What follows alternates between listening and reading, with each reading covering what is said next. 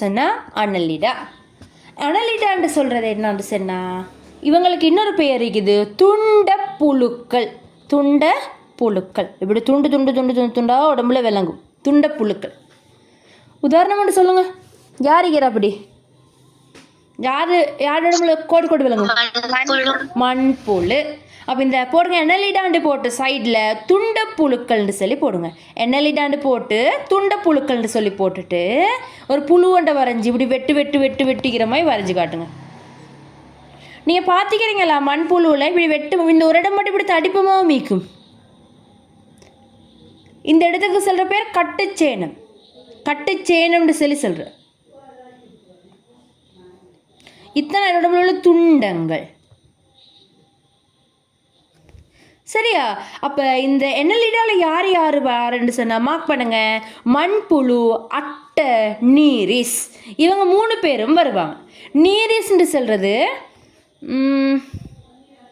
இப்படி இப்படி மாறிக்கும். இப்படி வரைய கஷ்டம். இந்த இப்படி ஷேப்பில் மாதிரி இருக்கும் நீரிஸ்ன்னு சொல்கிறது. சரியா? அட்டை தெரியும் தானே? அது இவங்க எல்லாரும் எண்ணலிடாக்கள். சரி, இவங்களுக்கு என்ன பெயர்? துண்டப்புழுக்கள் இல்லாட்டி வளையப்புழுக்கள்னு சொல்லியும் சொல்கிறேன். சரியா?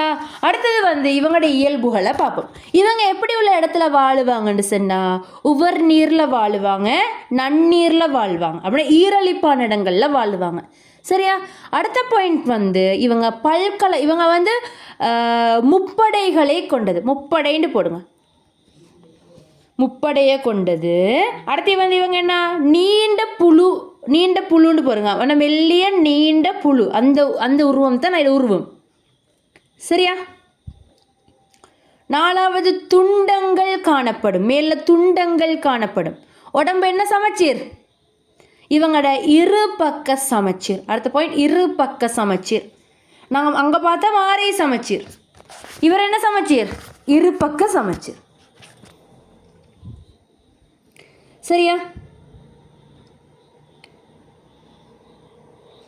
என்னன்னு சொன்னால் இவங்களோட உடம்புக்கு தானே, இவங்களோட உடம்புல இந்த உடல் சுவருக்கும் அவங்களோட உணவு கால்வாய்க்கும் இடையில் இந்த இடையில உள்ள துண்டில் ஒரு பாய்பொருள் நிரம்பிய குழி ஒன்று காணப்படும். சரியா? அந்த இடத்துக்கு சொல்கிற பேர் உடற்குழின்னு சொல்லி. நீங்கள் என்ன தெரியுமா செய்யுங்க, இப்படி ஒன்றை வர்றீங்க, அது உள்ளுக்கு இன்னொன்று போடுங்க. இந்த உள்ளுக்குள்ளே துண்டுக்கு காட்டுங்க. நீங்கள் பேர் ஒன்று சொல்லுங்கள். இதுக்கு உணவு கால்வாய்ன்னு போடுங்க. இந்த இடத்துல இப்படி பாய்மம் நிரம்பின மாதிரி காட்டுங்க. அந்த இடத்துக்கு நீங்கள் பேர் போடுங்க உடற்குழின்னு சொல்லி. இந்த உடற்குழி என்ன செய்யுதுன்னு சொன்னால் இந்த உணவு கால்வாய்க்கு தானே, உணவு கால்வாயை சுற்றி இந்த உடற்குழி ஒண்டிக்கு தானே. இந்த உடற்குழி என்ன செய்யுதுன்னு சொன்னால் மண்புழு நீந்தி கொண்டு இல்லை ஊர்ந்து கொண்டு தானே போவோம். மண்ணில் விட போகிற நேரம் என்னமாச்சும் ஒரு டேமேஜ் ஆகினாலும் இந்த உணவு கால்வாய்க்கு எந்த பிரச்சனையும் வராது. ஏன்னு சொன்னாய்க்கு மேலே இது பாதுகாக்கிறது யார்? இந்த உடற்குழி. விளங்கிச்சா?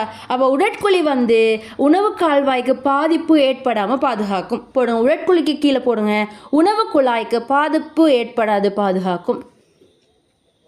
அடுத்து போடுங்க இலிங்கமில் முறை, இலிங்க முறை. 2 முறையிலையும் இனப்பெருக்கம் செய்யும். இலிங்கமில், இலிங்கம் 2டையும் போடுங்க. இங்கே மெயினான பாயிண்ட் என்னென்னு சொன்னால் இவர் துண்டங்களை கொண்டிருக்கிறது இங்கே ஸ்பெஷலான பாயிண்ட். அதை வச்சு தான் கேள்வி வரும் கூட. மேலே உள்ளத்தில் பொலிப்பு மெதிசா வச்சு வரையிலும், முப்படையை வச்சு வரையிலும், ஆரை சமச்சீரை வச்சு வரையிலும். இதுக்கு இந்த துண்டங்கள் தான் மெயின் பாயிண்ட். அடுத்தது வேறு இந்த உடற்குழியோட தொழில் என்னான்னு கேட்டால் என்ன சொல்கிற? உணவு கால்வாயை பாதிப்புலேருந்து பாதுகாக்கிற. இது தான் என்னது? அனலிடா.